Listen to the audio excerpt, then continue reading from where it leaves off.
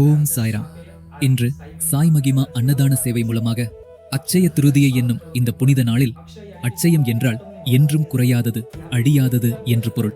இந்த நாளில் செய்யப்படும் பூஜைகள் நமக்கு மிகுந்த நற்பலன்களை தரும்.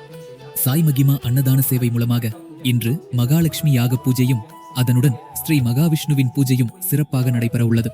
இந்த நாளில் ஏழை மக்களுக்கும் பிராமணர்களுக்கும் அன்னதானம் மற்றும் வஸ்திர தானம் செய்யும் எந்த ஒரு நபருக்கும் அவர்களுடைய வாழ்வில் மேன்மேலும் வளர்ச்சி பெருகும். இதனாலேயே இந்து மதத்தில் இந்த நாளுக்கு ஒரு தனிச்சிறப்பு உண்டு. அட்சய திருதியை என்னும் இந்த நன்னாளில் மகாவிஷ்ணுவின் 6ஆம் அவதாரமான ஸ்ரீ பரசுராமர் அவதரித்த தினமாகவும் கருதப்படுகிறது. அவர் அனைத்து துன்பங்களையும் வறுமையையும் அழிக்கக்கூடியவர். அப்பேற்பட்ட பரசுராமரின் அருளை பெற வேண்டும் என்றும் மகாவிஷ்ணு மற்றும் லக்ஷ்மி தாயாரின் அருளால் நீண்ட ஆயுளும் ஆரோக்கியமும் கிடைக்க வேண்டும் என்பதற்காகவே இன்று இந்த மகாவிஷ்ணு யாகமும் லக்ஷ்மி பூஜையும் நடைபெற உள்ளது. ஓம் சாய்ராம். அன்னதான பிரபுவே சாய் பாபா, அகிலம் காக்கும் அன்பே பாபா, எண்ணிலா கைகள் ஏந்தி நீக்க அள்ளி கொடுக்கும் வள்ளல் நீயே.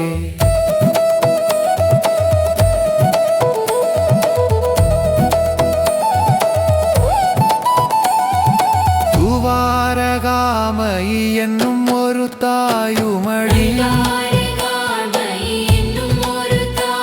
உன் கைப்பட்ட சோறு அமுதமடி,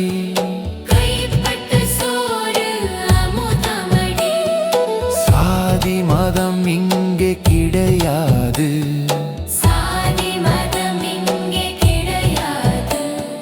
சாயுன் பந்தியில் வேற்றுமை தெரியாது.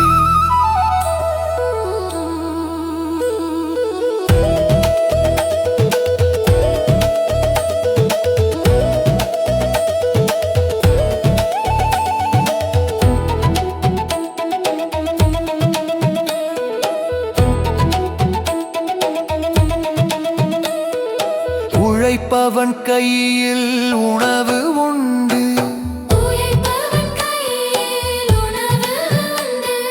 கொடுப்பவன் நெஞ்சில் சாயுண்டு. साई महिमा अन्नदानं सेवानां भक्तानां प्रतिनिधि भूतः यजमानः अहं मम आत्मनः श्रुति स्मृति पुराणोक्त पुण्यफल प्राप्ति.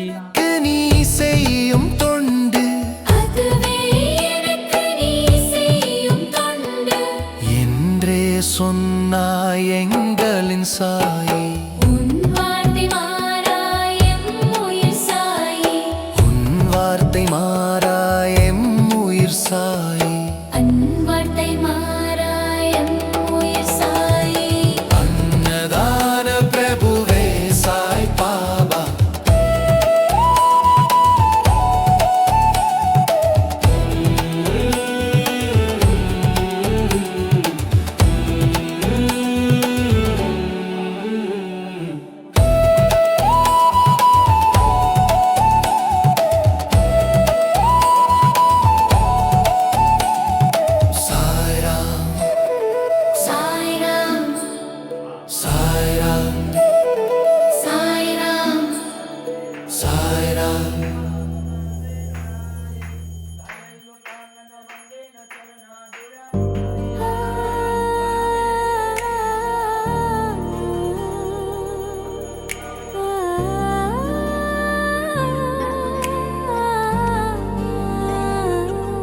சீரடி சாய் குருநாதனின் பாதம் வந்தனம் செய்யடி, சீரடி சாய் குருநாதனின் நாமம் சந்ததம் சொல்லடி. தூயனல் நீரோடும் கோதாவரி நீராடி, தூயனல் நீரோடும் கோதாவரி நீராடி, தூய மனங்கொண்டு மாலை மலர் சூடி, சாய் குரு புகழினை நீ பாடடி. சீரடி சாய் குருநாதனின் பாதம் வந்த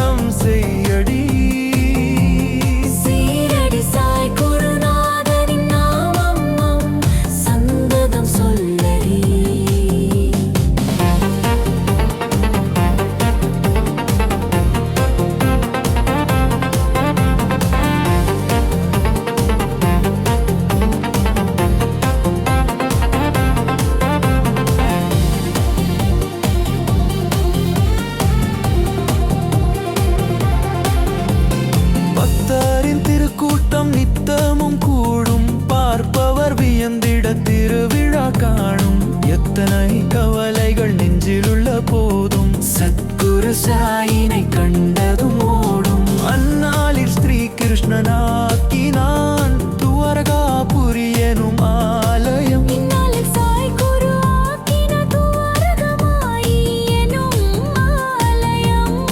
அம்மாடி வார்த்தைகள் இல்லையே கோவிலின் பேரழகினை கூறவே, தேடியே வந்திடும் அடியவர் கூட்டமே. கூறாமல் கூறிடும் சாய் குரு மகிமையே